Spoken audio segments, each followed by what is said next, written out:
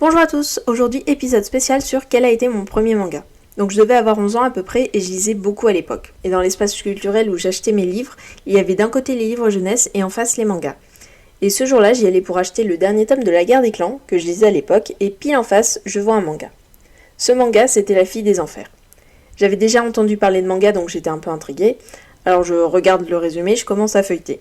Donc le résumé me plaît et la lecture me paraît possible, parce que c'était aussi la première fois que je lisais une œuvre en sens inverse de lecture. Et j'hésite. Et ma mère me dit soit l'un soit l'autre. Donc La Guerre des Clans ou La Fille des Enfers. Et j'ai choisi le manga et c'est comme ça que j'ai plongé dans cet univers et que je ne l'ai plus quitté. Maintenant, La Fille des Enfers, ça raconte quoi ?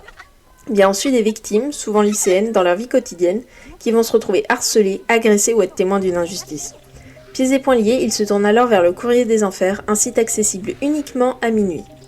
Ils entrent le nom de la personne qu'ils détestent et la fille des enfers apparaît.